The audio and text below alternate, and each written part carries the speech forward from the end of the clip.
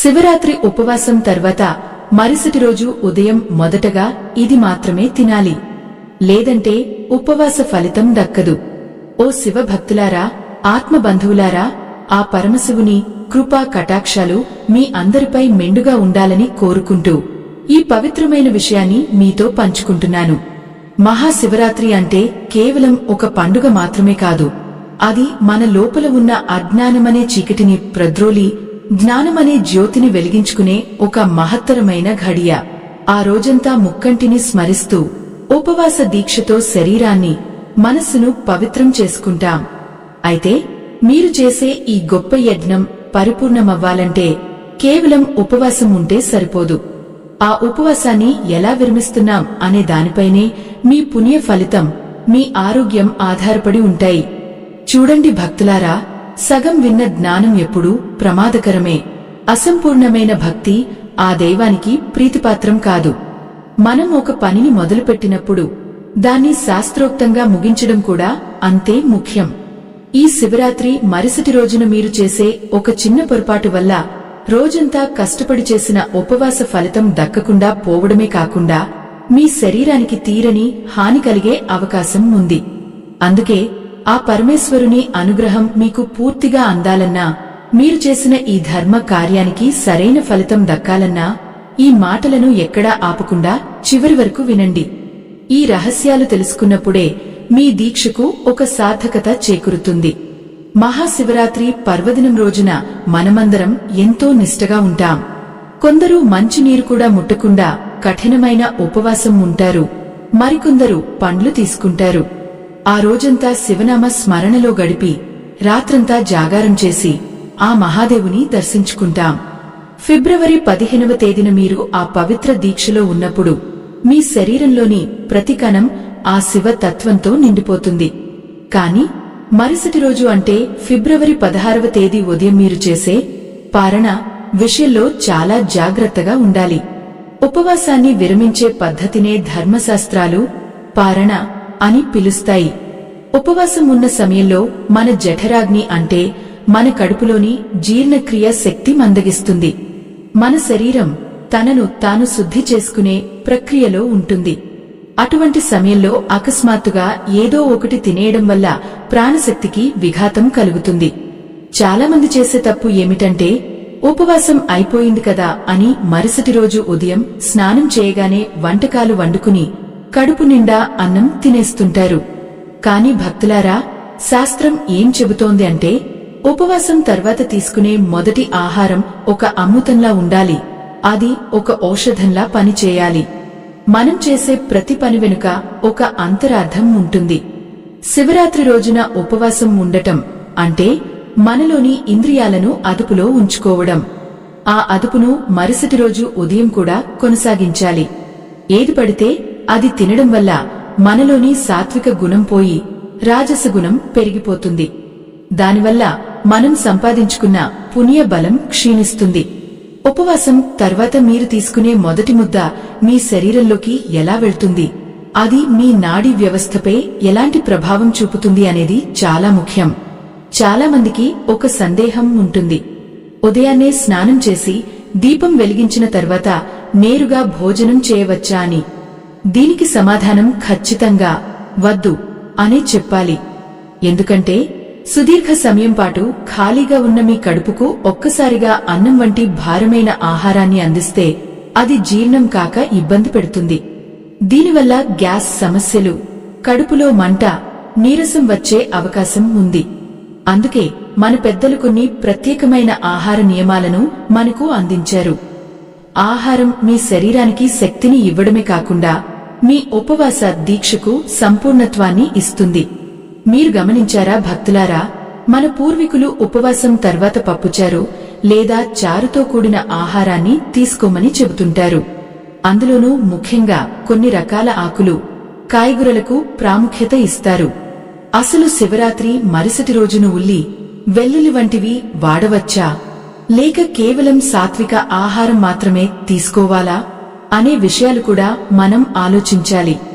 మనం తీసుకునే ఆహారం మన మనస్సును ప్రభావితం చేస్తుంది. అందుకే ఆ రోజు ఉదయం మొదటి ఆహారం విషయంలో నియమం పాటించడం అత్యవసరం. ఆ పరమశివుడు లయకారుడు. మనలోని చెడును లయం చేసి మంచిని ఉద్భవింపజేస్తాడు. అలాగే మనం చేసే ఈ ఉపవాస విరమణ కూడా మనలోని విషతుల్యాలను బయటకు పంపి అమృత తత్వాన్ని నింపేదిగా ఉండాలి.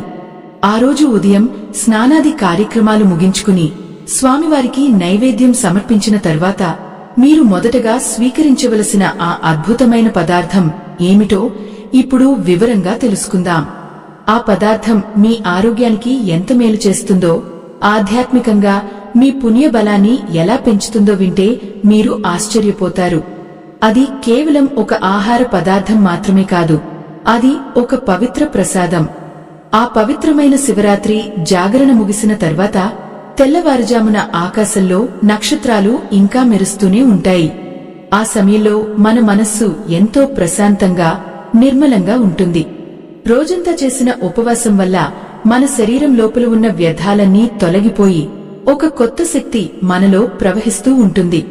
అటువంటి సమయంలో మనం తీసుకునే ఆహారం కేవలం ఆకలిని తీర్చుకోవడానికి మాత్రమే కాదు, అది మన శరీరంలోని ఆ పవిత్రతను కాపాడటానికి కూడా దోహదపడాలి. భక్తులారా, ఈ విషయాన్ని మీరు గమనించాలి.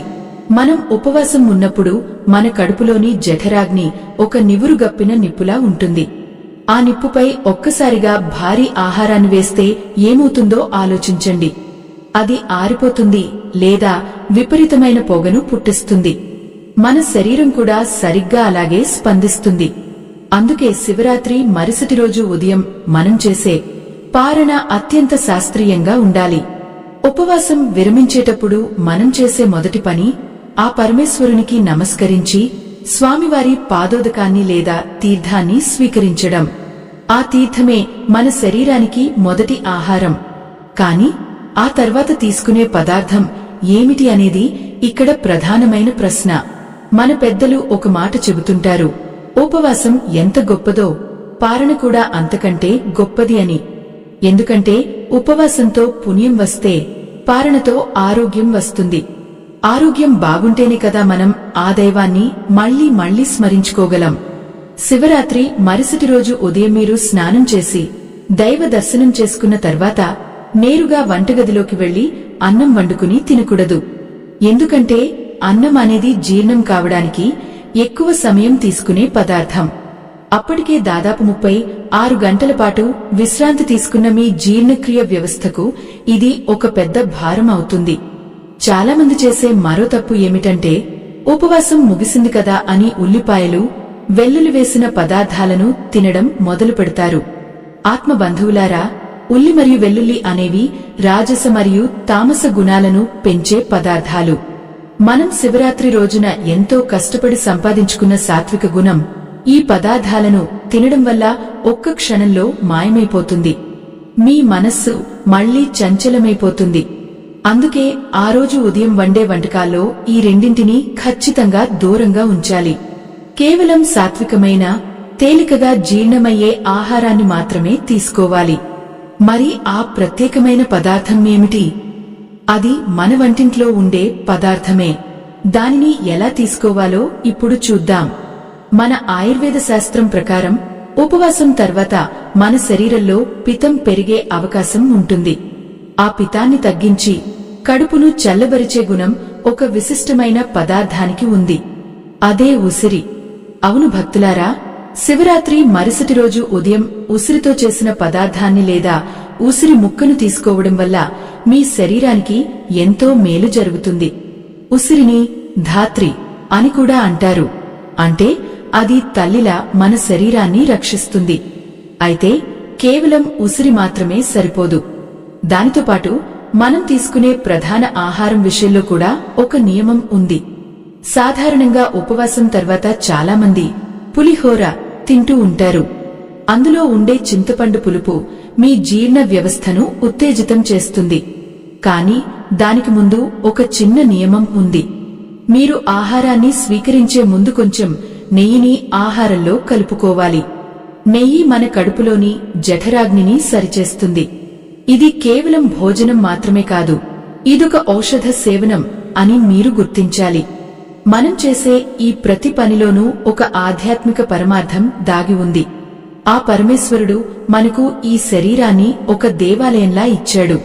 ఆ దేవాలయాన్ని శుద్ధి చేయడమే ఉపవాసమైతే దానికి సరైన నైవేద్యం పెట్టడమే పారణ. ఆ నైవేద్యం ఎలా ఉండాలి అంటే అది మీ ప్రాణశక్తిని పెంచేలా ఉండాలి. ఉదయాన్నే తీర్థం తీసుకున్న తర్వాత కొంచెం మిరియాల చారు లేదా పప్పుచారుతో కలిపిన మెత్తని అన్నాన్ని ముద్దగా తీసుకోవాలి.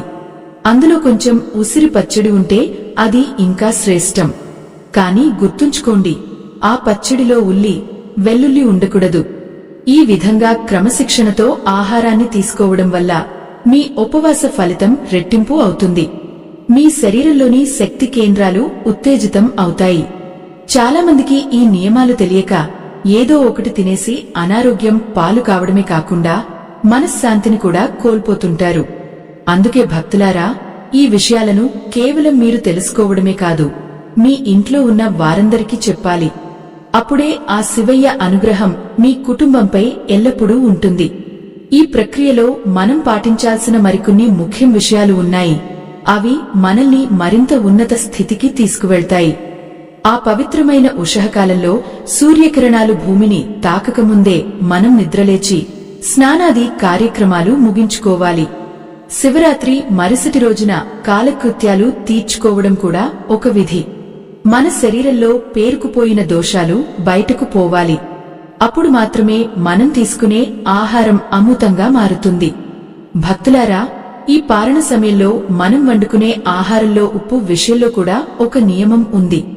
సాధారణంగా వాడే ఉప్పు కంటే సైంధవ లవణం వాడటం ఎంతో శ్రేష్టం.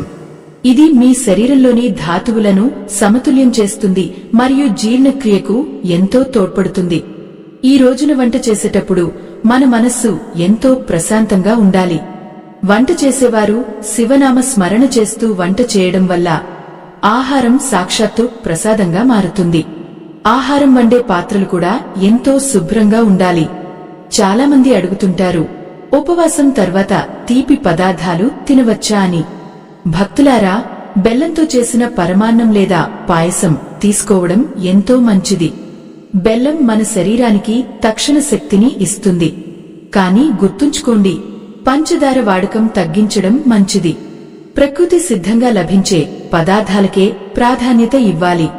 మన ఆత్మ బంధువులారా, ఈ పారణ రోజున తీసుకోవలసిన కూరగాయల గురించి కూడా శాస్త్రం కొన్ని సూచనలు చేసింది. ముఖ్యంగా తీపి గుమ్మడికాయ లేదా పొట్లకాయ వంటి నీటి శాతం ఎక్కువగా ఉన్న కూరగాయలు వాడటం శ్రేయస్కరం. ఇవి మన కడుపుని చల్లబరుస్తాయి. అలాగే తోటకూర వంటి ఆకుకూరలు కూడా ఎంతో మేలు చేస్తాయి. అయితే ఈ వంటల్లో కారం తక్కువగా ఉండేలా చూసుకోవాలి. మిరియాల పొడిని వాడటం వల్ల గొంతు మరియు ఊపిరితిత్తులకు కూడా ఎంతో ఉపశమనం కలుగుతుంది. ఎందుకంటే జాగారం చేసినప్పుడు మన శరీరంలో వేడి పెరుగుతుంది. ఆ వేడిని తగ్గించే గుణం మిరియాలకు ఉంది. చాలా మందికి ఒక అలవాటు ఉంటుంది. ఉపవాసం విరమించిన వెంటనే కప్పుల కొద్దీ కాఫీ లేదా టీ తాగుతుంటారు. భక్తులారా, ఇది ఆరోగ్యానికి అస్సలు మంచిది కాదు. ఖాళీ కడుపుతో కెఫిన్ వంటి పదార్థాలు తీసుకోవడం వల్ల కడుపులో గ్యాస్ సమస్యలు తలెత్తుతాయి. దానికి బదులుగా ఒక గ్లాసు మజ్జిగ లేదా కొబ్బరి నీళ్లు తీసుకోవడం వల్ల శరీరానికి ఎంతో మేలు జరుగుతుంది. ఆ పరమేశ్వరుడు మనకు ప్రసాదించిన ఈ ప్రకృతిలో ప్రతి పదార్థం ఒక ఔషధమే. దానిని ఏ సమయంలో ఎలా తీసుకోవాలో తెలుసుకోవడమే నిజమైన విజ్ఞానం. ఈ పారణ సమయంలో మనం భోజనం చేసేటప్పుడు నేల మీద కూర్చుని తినడం ఎంతో ఉత్తమం. నేల మీద కూర్చుని తినడం వల్ల మన జీర్ణ వ్యవస్థ సరిగ్గా పనిచేస్తుంది. భోజనం చేసేటప్పుడు అనవసరమైన మాటలు మాట్లాడకూడదు. ఆ పరమశివుడిని మనసులో స్మరిస్తూ ప్రతి ముద్దను ఆస్వాదిస్తూ తినాలి. మనం తీసుకునే ఆహారమే మన ప్రాణానికి ఆధారం. ఆహారం పట్ల మనం గౌరవం కలిగి ఉండాలి. అన్నం పరబ్రహ్మ స్వరూపం అని మన పెద్దలు అందుకే చెప్పారు. ఉపవాసం తర్వాత తీసుకునే ఆ మొదటి ముద్ద మీ శరీరంలోని ప్రతి నరానికి చైతన్యాన్ని ఇవ్వాలి. భక్తులారా, మరొక ముఖ్యమైన విషయం ఏమిటంటే ఆ రోజు మధ్యాహ్నం నిద్రపోకూడదు. సాధారణంగా రాత్రంతా జాగారం చేశాం కదా అని ఉదయం భోజనం చేయగానే పడుకుంటారు. కానీ పారణ రోజున పగలు నిద్రపోవడం వల్ల జీర్ణక్రియ మందగిస్తుంది మరియు శరీరంలో బద్ధకం పెరుగుతుంది. దీనివల్ల మీరు చేసిన ఉపవాస ఫలితం తగ్గిపోతుందని మన పురాణాలు చెబుతున్నాయి. ఆ రోజున దైవ స్మరణలో లేదా మంచి పుస్తకాలు చదువుతూ గడపడం ఉత్తమం. సాయంత్రం వేళ మళ్లీ శివాలయాన్ని దర్శించుకుని ఆ తర్వాతే విశ్రాంతి తీసుకోవాలి. ఉపవాసం అనేది కేవలం ఆహారం మానేయడం మాత్రమే కాదు, అది మన ఆత్మను శుద్ధి చేసుకునే ప్రక్రియ. ఆ ప్రక్రియలో ఈ పారణ అనేది చివరి మరియు అతి ముఖ్యమైన ఘట్టం. మీరు ఎంతో భక్తితో చేసిన ఈ దీక్ష పరిపూర్ణమవ్వాలంటే ఈ నియమాలన్నీ పాటించడం అవసరం. మన శరీరంలోని పంచ ప్రాణాలు ఈ ఆహారం ద్వారానే తృప్తి చెందుతాయి. అందుకే భోజనానికి ముందు ప్రాణాయ స్వాహ, అపనయ స్వాహ అంటూ మనం చేసే ప్రాణాగ్ని హోత్రం ఎంతో విశిష్టమైనది. ఉపవాసం తర్వాత చేసే భోజనం కూడా ఒక హోత్రం లాంటిదే. మీరు ఈ నియమాలను పాటిస్తే మీ శరీరంలో ఒక అద్భుతమైన మార్పును గమనిస్తారు. మనస్సు ఎంతో తేలికగా, ఉల్లాసంగా ఉంటుంది. ఈ ఫిబ్రవరి 16వ తేదీన మీరు చేసే పారణ మీ జీవితంలో ఒక కొత్త శక్తిని నింపాలి. ఆ ముక్కంటి ఆశీస్సులు మీకు ఎల్లప్పుడూ తోడుండాలి. మరి ఈ పారణలో ఉల్లి, వెల్లుల్లిని ఎందుకు వాడకూడదో, వాటి వల్ల కలిగే నష్టాలు ఏమిటో మరియు ఇంకా ఏ పదార్థాలకు దూరంగా ఉండాలో వచ్చే భాగంలో మరింత లోతుగా చర్చించుకుందాం. భక్తితో కూడిన ఈ ప్రయాణంలో ప్రతి అడుగు ఎంతో విలువైనది. ఆత్మ బంధువులారా, మనం తీసుకునే ఆహారం కేవలం మన ఆకలిని తీర్చేది మాత్రమే కాదు, అది మన ఆలోచనలను, మన వ్యక్తిత్వాన్ని కూడా మలుస్తుంది. అందుకే మన పెద్దలు అన్నం ఎటువంటిదో మనస్సు అటువంటిదే అని చెప్పారు. శివరాత్రి రోజున రోజంతా ఉపవాసం ఉండి రాత్రంతా జాగారం చేసి మన మనస్సును ఆ పరమశివుని పాదాల చెంత ఉంచాం. ఆ సమయంలో మనలో సాత్విక గుణం వెల్లివిరుస్తుంది.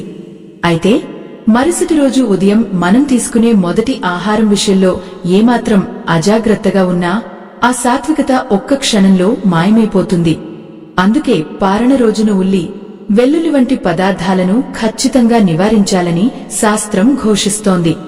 ఉల్లి, వెల్లుల్లి అనేవి భూమి లోపల మొలిచేవి మాత్రమే కాదు, వాటిలో ఒక రకమైన ఘాటు, తీవ్రత ఉంటాయి. ఆధ్యాత్మిక పరిభాషలో వీటిని రాజస, తామస ఆహారాలుగా పరిగణిస్తారు. వీటిని తినడం వల్ల మనస్సులో అనవసరమైన ఆవేశం, కామక్రోధాలు మరియు బద్ధకం పెరిగే అవకాశం ఉంది.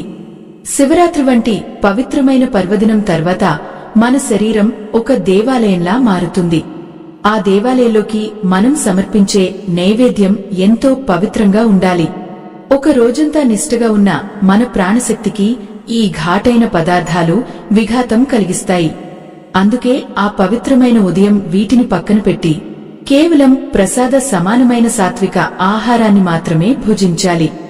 భక్తులారా, ఈ పారణ సమయంలో మనం తీసుకునే ఆహారం మన ఆరోగ్యానికి రక్షణ కవచంలా పనిచేయాలి. మన జీర్ణ వ్యవస్థ అప్పుడు ఒక పసిపాపలా ఎంతో సున్నితంగా ఉంటుంది. ఆ సమయంలో మనమిచ్చే ఆహారం సులభంగా జీర్ణమే శరీరానికి బలాన్ని చేకూర్చాలి. ఇక్కడ మనం ఒక ముఖ్యమైన విషయాన్ని గుర్తుంచుకోవాలి. ఈ జ్ఞానాన్ని, ఈ ధర్మాన్ని 10 మందికి పంచడం కూడా ఒక గొప్ప సేవ. మన ఈ ధర్మ యజ్ఞానికి మీ వంతు సహాయం చేయడానికి వీడియో చివర్లో ఇవ్వబడిన స్కానర్ ద్వారా మీ శక్తి మేరకు విరాళం అందించండి. మీ ఇచ్చే ప్రతి రూపాయి ఈ భక్తి మార్గాన్ని మరింత ముందుకు తీసుకువెళ్లడానికి తోడ్పడుతుంది. దైవ కార్యంలో భాగస్వాములు కావడం మనందరి అదృష్టం. మనం పారణ రోజున వండుకునే వంటకాల్లో పెసరపప్పుకు ఒక ప్రత్యేక స్థానం ఉంది. పెసరపప్పు చలువ చేసే గుణం కలిగి ఉంటుంది. ఉపవాసం వల్ల శరీరంలో పెరిగిన వేడిని ఇది అదుపులోకి తెస్తుంది. కొంచెం నెయ్యి వేసి వండిన పెసరపప్పు, మెత్తని అన్నం కలిపి తీసుకుంటే అది అమృతంలా శరీరంలోకి వెళ్తుంది.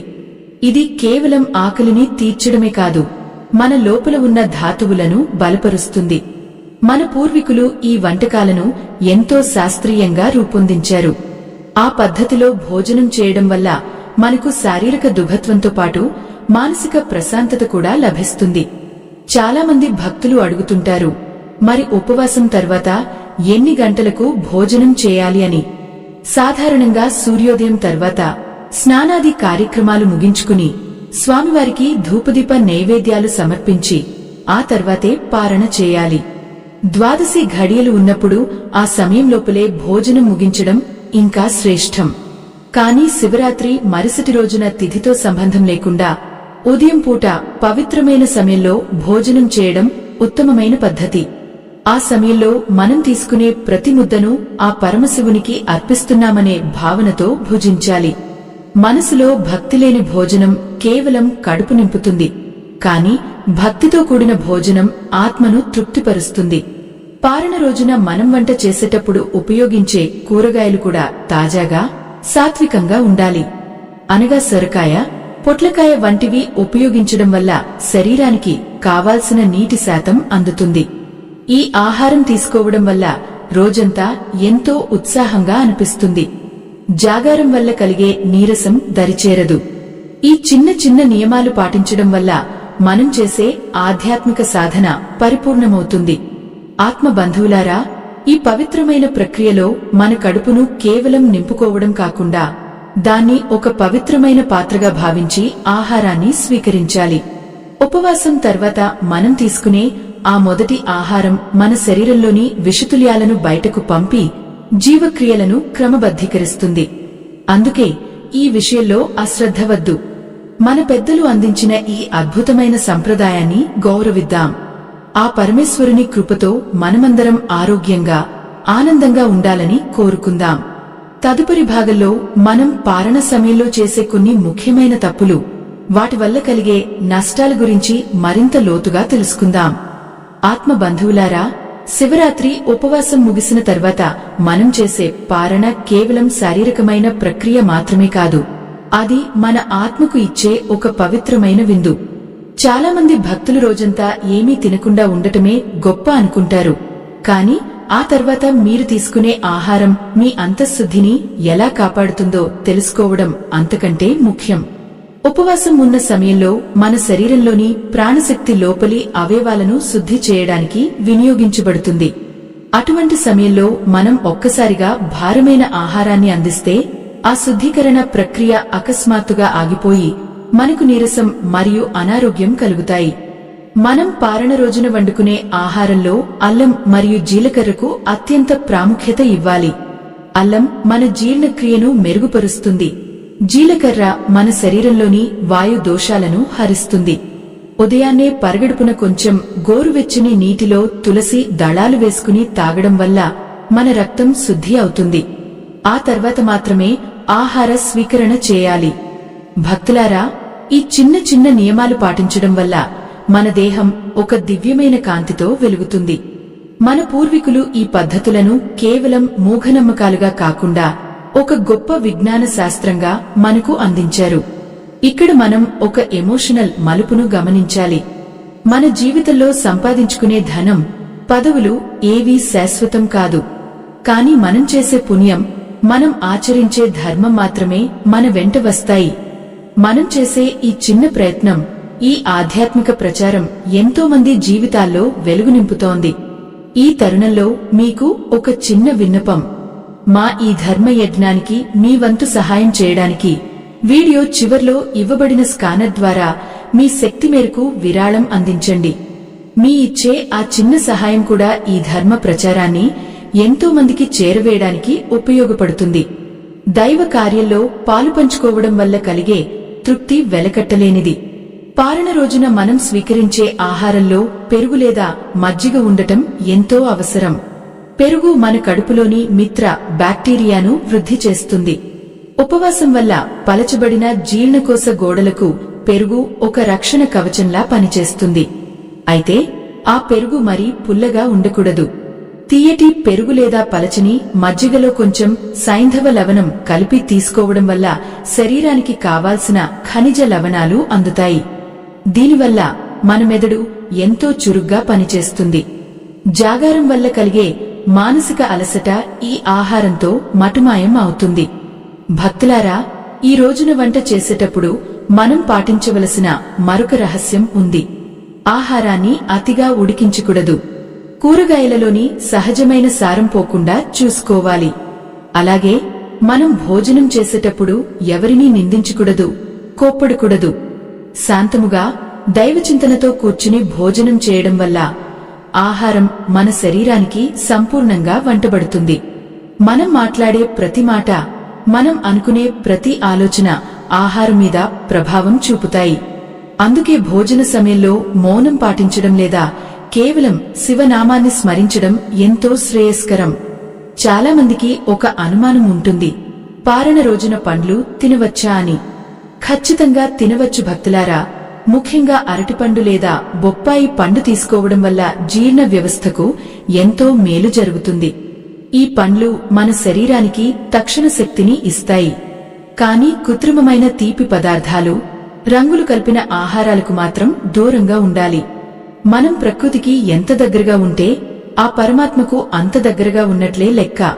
ఈ పారణ రోజున మనం ప్రకృతి ప్రసాదించిన పవిత్ర ఆహారాన్ని స్వీకరించి మన దేహాన్ని ఆరోగ్యంగా ఉంచుకోవాలి.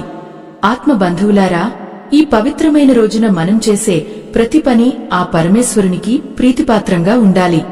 కేవలం మన ఆకలి కోసం కాకుండా మన అంతరాత్మ తృప్తి కోసం మనం ఈ ఆహారాన్ని స్వీకరించాలి. ఒక రోజంతా నిష్ఠగా ఉన్న భక్తులకు ఈ పారణ అనేది ఒక వరప్రసాదం వంటిది. మనం పాటించే ఈ క్రమశిక్షణ మన జీవితంలోని ఇతర విషయాల్లో కూడా మనల్ని ముందుంచుతుంది. ఈ నియమాలను పాటించడం వల్ల మీకు కలిగే ఆనందం మాటల్లో చెప్పలేనిది. మీ ముఖంలో ఒక వింతైన తేజస్సు ఆవహిస్తుంది. అది ఆ శివయ్య కృప తప్ప మరేమి కాదు. మనం ఆహారాన్ని ముగించిన తర్వాత కూడా కొన్ని జాగ్రత్తలు తీసుకోవాలి. భోజనం చేసిన వెంటనే పరుగెత్తడం లేదా కష్టమైన పనులు చేయకూడదు. కొద్దిసేపు వజ్రాసనంలో కూర్చోవడం వల్ల జీర్ణక్రియ సులభతరం అవుతుంది. ఆ తర్వాత మన పనులను మనం ప్రారంభించుకోవచ్చు. ఈ విధంగా శాస్త్రీయంగా, ఆధ్యాత్మికంగా మనం చేసే పారణ మనల్ని సంపూర్ణ మానవులుగా తీర్చిదిద్దుతుంది. తదుపరి భాగంలో మనం పారణ సమయంలో తీసుకోకూడని కొన్ని పదార్థాల గురించి మరియు ఆ రోజు సాయంత్రం మనం చేయవలసిన ధర్మ కార్యాల గురించి మరిన్ని ఆసక్తికరమైన విషయాలు తెలుసుకుందాం. జేమినీ సెడ్, పారణ సమయంలో మనం దూరంగా ఉండవలసిన పదార్థాల గురించి ఇప్పుడు తెలుసుకోవడం చాలా అవసరం. ముఖ్యంగా నూనెలో వేయించిన పదార్థాలు, మసాలా దట్టించిన వంటకాలు ఈ రోజున అస్సలు ముట్టుకోకూడదు. రోజంతా ఖాళీగా ఉన్న కడుపులోకి ఒక్కసారిగా జిడ్డు పదార్థాలు వెళ్తే అవి కడుపులో మంటను కలిగించడమే కాకుండా మీ ప్రాణశక్తిని కుంగదీస్తాయి. ఆ నూనె వంటకాలు మీ శరీరంలోని సాత్వికతను ప్రద్రోలి రాజస గుణాన్ని, బద్ధకాన్ని పెంచుతాయి. అప్పుడు మీరు చేసిన జాగారం వల్ల కలిగిన ఆ దివ్యమైన తేజస్సు ఒక్కసారిగా మసకబారిపోయే అవకాశం ఉంది. మరికొందరు భక్తులు చేసే తప్పు ఏమిటంటే, ఆకలి ఎక్కువగా ఉంది కదా అని చాలా వేగంగా భోజనం చేస్తారు. ఆత్మ బంధువులారా, పారణ సమయంలో భోజనం చేసేటప్పుడు ప్రతి ముద్దను బాగా నమిలి మింగాలి. అలా చేయడం వల్ల లాలాజలం ఆహారంతో కలిసి జీర్ణక్రియ అత్యంత సులభమవుతుంది. అతిగా తినడం అంటే అతి భోజనం చేయడం వల్ల కడుపు ఉబ్బరం వస్తుంది. దీనివల్ల ఆ రోజంతా మీరు అసౌకర్యంగా గడపవలసి వస్తుంది. అందుకే మితాహారం అంటే తక్కువ పరిమాణంలో నాణ్యమైన సాత్విక ఆహారాన్ని తీసుకోవడం ఎంతో శ్రేయస్కరం. ఈ పవిత్రమైన సమయంలో చల్లని పదార్థాలకు అంటే ఫ్రిజ్లో ఉంచిన వస్తువులకు దూరంగా ఉండాలి. ఎందుకంటే ఉపవాసం వల్ల శరీరంలో ఒక రకమైన ఉష్ణం ఉత్పత్తి అవుతుంది. ఆ ఉష్ణాన్ని చల్లబరచడానికి వేడి వేడి పదార్థాలే మేలు చేస్తాయి. గోరువెచ్చని ఆహారం తీసుకోవడం వల్ల మన రక్త ప్రసరణ మెరుగుపడుతుంది. అలాగే పులుపు ఎక్కువగా ఉన్న పదార్థాలను కూడా తగ్గించాలి. చింతపండుకు బదులుగా నిమ్మరసం వాడటం ఎంతో ఉత్తమం. నిమ్మరసం మన శరీరంలోని విషతుల్యాలను బయటకు పంపి మనకు తక్షణ ఉత్సాహాన్ని అందిస్తుంది. భక్తులారా, మనం పాటించే ఈ నియమాలు కేవలం మన ఆరోగ్యం కోసమే కాదు, ఆ పరమశివుని పట్ల మనకు ఉన్న అంకిత భావాన్ని చాటుతాయి. ఏ పనైనా పరిపూర్ణంగా చేసినప్పుడే దానికి తగిన ఫలితం లభిస్తుంది. ఉపవాసం అనేది ఒక దీక్ష అయితే, పారణ అనేది ఆ దీక్షకు ఇచ్చే ముగింపు. ఆ ముగింపు ఎంతో ప్రశాంతంగా, శాస్త్రీయంగా ఉండాలి. మనం తీసుకునే ఆహారం మన నరాలలోకి వెళ్లి మనకు చైతన్యాన్ని ఇవ్వాలి కాని మనల్ని మత్తులోకి దించకూడదు. అందుకే ఆ రోజు మధ్యాహ్నం కూడా వీలైనంత వరకు తేలికపాటి పనులే చేసుకోవాలి. ఆత్మబంధువులారా, ఈ పారణ రోజున మనం మరొక ముఖ్యమైన విషయాన్ని కూడా గుర్తుంచుకోవాలి. అది నీరు త్రాగే పద్ధతి. ఉపవాసం విరమించిన వెంటనే లీటర్ల కొద్దీ నీటిని తాగకూడదు. కొద్ది కొద్దిగా సిప్ చేస్తూ నీటిని తాగాలి. అది కూడా గోరువెచ్చని నీరు అయితే ఇంకా మంచిది. మన శరీరంలోని మలినాలు మూత్రం ద్వారా బయటకు వెళ్లడానికి ఈ నీరు ఎంతో సహాయపడుతుంది. నీటిలో కొంచెం తేనె కలుపుకుని తాగడం వల్ల శరీరానికి కావాల్సిన గ్లూకోజ్ అందుతుంది. దీనివల్ల మీరు రోజంతా ఎంతో చురుగ్గా ఉండగలుగుతారు. మనం చేసే ప్రతి ధర్మ కార్యంలోనూ ఒక గొప్ప పరమార్థం ఉంటుంది. ఆహారం స్వీకరించే ముందు ఆ దైవానికి కృతజ్ఞతలు చెప్పుకోవడం మన సంప్రదాయం.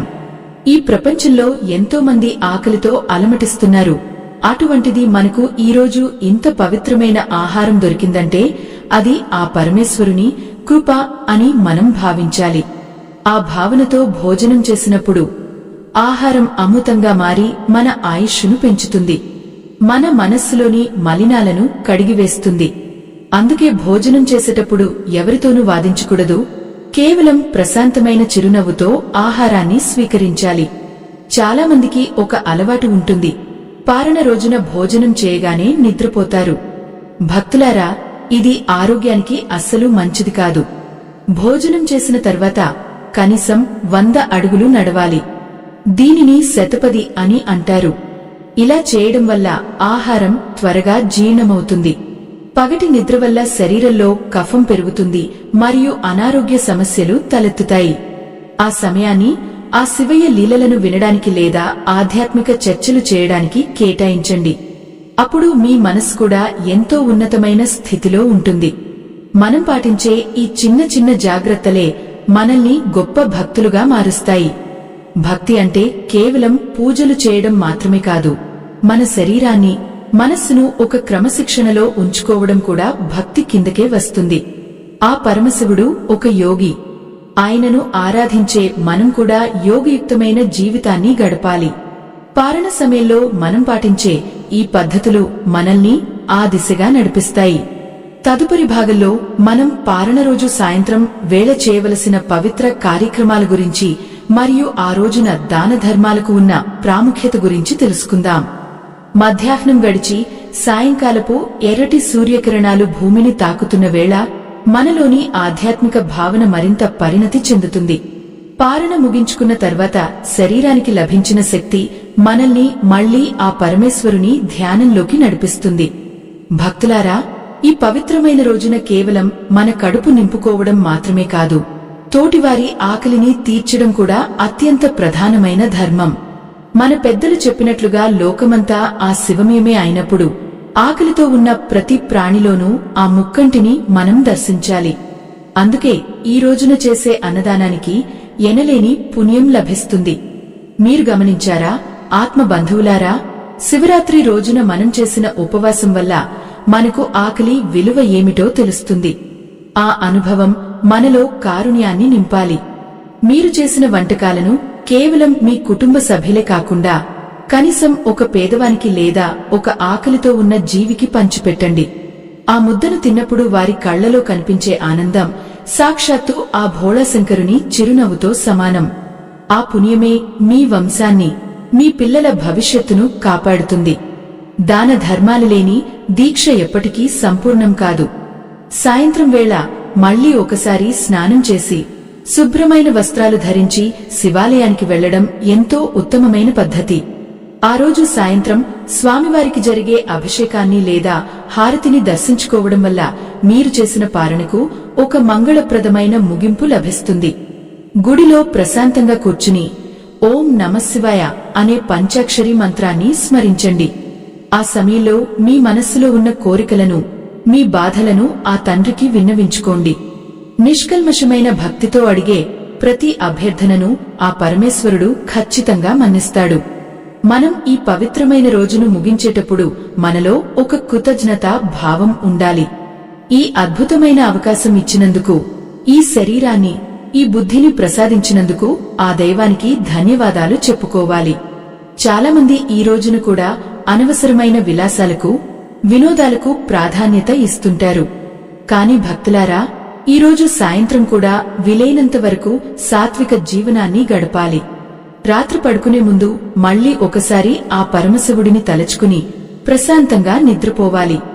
దీనివల్ల మీ మనస్సులోని ఒత్తిడి తొలగిపోయి కొత్త చైతన్యం కలుగుతుంది. ఈ శివరాత్రి పారణ ప్రక్రియ మనకు నేర్పే గొప్ప పాఠం ఏమిటంటే క్రమశిక్షణ. మన ఆహార అలవాట్ల మీద మనకు అదుపు ఉన్నప్పుడే మన ఆలోచనల మీద కూడా మనకు పట్టు లభిస్తుంది. అందుకే ఈ నియమాలను కేవలం ఈ ఒక్కరోజుకే పరిమితం చేయకుండా మన నిత్య జీవితంలో కూడా కొంతవరకు పాటించడానికి ప్రయత్నించాలి.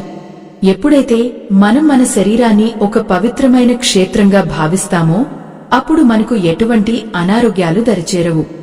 ఆ దైవ చింతనే మనకు శ్రీరామరక్షగా నిలుస్తుంది. భక్తులారా, మనం ఈ ధర్మ మార్గంలో ప్రయాణిస్తున్నప్పుడు ఎన్నో అడ్డంకులు రావచ్చు. కాని స్థిరమైన మనస్సుతో ఆ శివయ్య మీద భారంతో ముందడుగు వేయాలి. మన చుట్టూ ఉన్న సమాజానికి కూడా మనం ఈ గొప్ప విషయాలను తెలియజేయాలి. ఒక మంచి మాటను 10 మందికి చెప్పడం కూడా ఒక రకమైన దానమే. అది జ్ఞానదానం. మీరు నేర్చుకున్న ఈ రహస్యాలను మీ బంధుమిత్రులకు కూడా చెప్పండి. వారిని కూడా ఈ పుణ్యకార్యంలో భాగస్వాములను చేయండి. దీనివల్ల కలిగే సామూహిక ప్రార్థనా బలం ఎంతో శక్తివంతమైనది. మనం చేసే ప్రతి పనిలోనూ ఒక అర్థం ఉండాలి. పారణ రోజున మనం తీసుకునే ఆహారం మన రక్తాన్ని, మన ఆలోచనలను పవిత్రం చేస్తుంది. ఆ పవిత్రత మన మాటలో, మన చేతలో కనిపించాలి. ఎవరినీ కించపరచకుండా, ఎవరి మనస్సును గాయపరచకుండా ఉండటమే నిజమైన శివతత్వం. మనలోని అహంకారాన్ని ఆ మహాదేవుని పాదాల దగ్గర వదిలేసి ఒక సాధారణ భక్తునిగా జీవించడం వల్ల కలిగే సుఖం మరెక్కడా దొరకదు. ఈ శివరాత్రి మనందరి జీవితాల్లో ఒక గొప్ప వెలుగును నింపాలి. సాయంకాలపు ప్రశాంత వాతావరణంలో మీరు చేసే ఆ ప్రార్థన నేరుగా కైలాసానికి చేరుతుంది.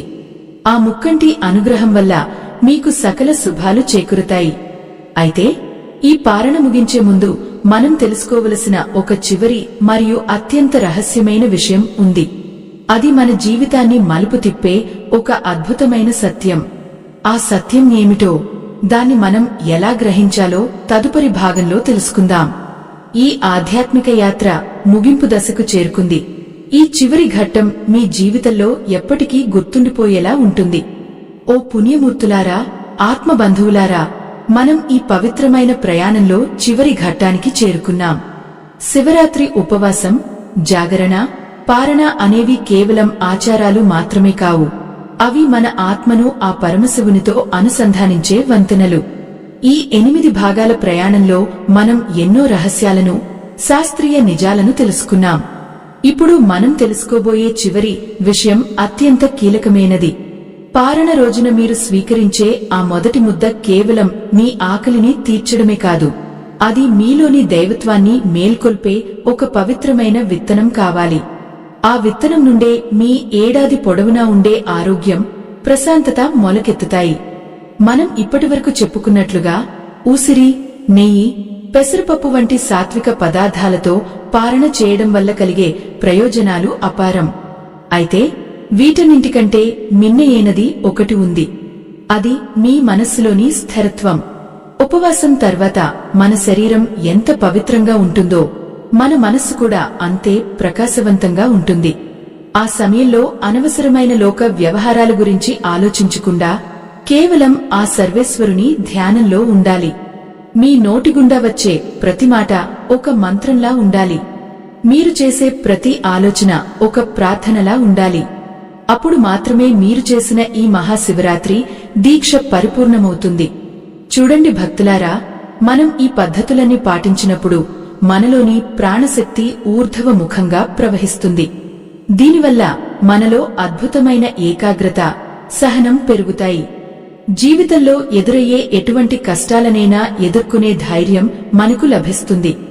ఈ ఫిబ్రవరి 16వ తేదీన మీరు చేసే పారణ మీ జీవితంలో ఒక మైలురాయిగా నిలిచిపోవాలి. ఆ రోజు మీరు తీసుకునే ఆహారం మీ నాడీ వ్యవస్థను శుద్ధి చేసి మీ మెదడుకు అమితమైన మేధస్సును ప్రసాదించాలి. ఆ దైవ ప్రసాదాన్ని మీరు స్వీకరిస్తున్నప్పుడు మీ కళ్లలో కృతజ్ఞతా భావం, మనస్సులో భక్తి నిండి ఉండాలి. ఈ మంచి మాటలు వినే ముందు ఒక చిన్న విన్నపం. మా ఈ ధర్మయజ్ఞానికి మీ వంతు సహాయం చేయడానికి వీడియో చివర్లో ఇవ్వబడిన స్కానర్ ద్వారా మీ శక్తి మేరకు విరాళం అందించండి. ఈ భక్తి ప్రచారం ఇంకా ఎంతో మందికి చేరడానికి, మన ధర్మాన్ని కాపాడుకోవడానికి మీ సహాయం ఎంతో అవసరం. దైవ కార్యాల కోసం మీరు చేసే ఈ చిన్న త్యాగం మీకు వేల రెట్లు పుణ్యాన్ని చేకూరుస్తుంది. మీ కుటుంబం ఆయురారోగ్యాలతో వర్ధిల్లాలని, ఆ పరమేశ్వరుని కటాక్షం మీకు ఎల్లప్పుడూ ఉండాలని మనస్ఫూర్తిగా కోరుకుంటున్నాను. ఈ విరాళం ద్వారా మీరు కూడా ఈ పుణ్యఫలంలో భాగస్వాములు అవుతారని ఆశిస్తున్నాను. ఆత్మ బంధువులారా, ఈ పవిత్రమైన శివరాత్రి ముగిసిన తర్వాత కూడా మీలో ఆ భక్తి జ్వాల ఆరిపోకూడదు. పారణ ముగిసిన తర్వాత మీరు పొందిన ఆ శక్తిని 10 మందికి మేలు చేయడానికి ఉపయోగించాలి. లోక కళ్యాణం కోసం ప్రార్థించాలి. సర్వే జనాః సుఖినో భవంతు అనే భావనతో జీవించాలి. పరనింద, ద్వేషం, అసూయ వంటి అరిషడ్వర్గాలను పక్కన పెట్టి సాక్షాత్తు ఆ శివ స్వరూపంగా మీరు మెలగాలి. మనం తీసుకునే సాత్విక ఆహారం మనల్ని ఆ దిశగా నడిపిస్తుంది. మన జీర్ణ వ్యవస్థ బాగుంటేనే మన ఆలోచనలు బాగుంటాయి. మన ఆలోచనలు బాగుంటేనే మన జీవితం బాగుంటుంది. ఈ వీడియోలో చెప్పిన ప్రతి నియమాన్ని మీరు తప్పకుండా పాటిస్తారని ఆశిస్తున్నాను. శివరాత్రి రోజున జాగారం చేసి మరుసటి రోజు ఉదయం పారణ చేసేటప్పుడు ఈ విషయాలను ఒక్కసారి గుర్తు తెచ్చుకోండి. మీరు తీసుకునే ఆ మొదటి ముద్దలో ఆ పరమశివుడిని దర్శించండి. ఆహారం మీ శరీరంలోకి వెళ్లి మీకు అనంతమైన శక్తిని ఇవ్వాలని ఆకాంక్షించండి. ఆ పవిత్రమైన సమయంలో మీరు చేసే సంకల్పం ఖచ్చితంగా నెరవేరుతుంది. మీరు కోరుకున్న సుఖ సంతోషాలు, ఐశ్వర్యాలు ఆ ముక్కంటి ప్రసాదిస్తాడు. మీ ఇల్లు ఆనంద నిలయంగా మారుతుంది. భక్తులారా, మన ఈ ఆధ్యాత్మిక యాత్ర ఇక్కడితో ముగియదు. ఇది ఒక కొత్త ప్రారంభం మాత్రమే. ఈ క్రమశిక్షణను, ఈ భక్తిని మీ జీవనశైలిగా మార్చుకోండి. ఆ పరమేశ్వరుడు ఎక్కడో కైలాసంలో లేడు, ఆయన మీలోనే ఉన్నాడు. ఉపవాసం ద్వారా ఆయన్ని మీరు కనుగొన్నారు. పారణ ద్వారా ఆయన్ని మీరు తృప్తిపరిచారు. ఇకపై ప్రతిరోజును ఒక శివరాత్రిలా, ప్రతి ఆహారాన్ని ఒక ప్రసాదంగా భావించండి. అప్పుడు మీ జీవితమే ఒక పవిత్రమైన కావ్యంలా మారుతుంది. మృత్యుంజయ మహామంత్రాన్ని స్మరిస్తూ ఆ భవుని శరణు వేడుకుందాం. ఓం త్ర్యంబకం యజామహే సుగంధిం పుష్టివర్ధనం ఉర్వారుకమివ బంధనాన్ మృత్యోర్ముక్షియ మాముతాత్. ఈ మంత్రంతో ఈ పవిత్రమైన ఘట్టాన్ని ముగిస్తున్నాను. మీ అందరికీ ఆ పరమశివుని కృపా కటాక్షాలు కలగాలని, మీ జీవితం ధన్యమవ్వాలని కోరుకుంటూ సెలవు తీసుకుంటున్నాను. ఈ పవిత్రమైన సమాచారాన్ని మీ ఆత్మీయులకు కూడా షేర్ చేయండి. అందరినీ ఈ భక్తి మార్గంలో నడిపించండి. ఆ మహాదేవుని ఆశీస్సులు మీ అందరిపై ఎల్లవేళలా ఉండాలి. ఓం నమఃశివాయ. హర హర మహాదేవ. శంభో శంకర.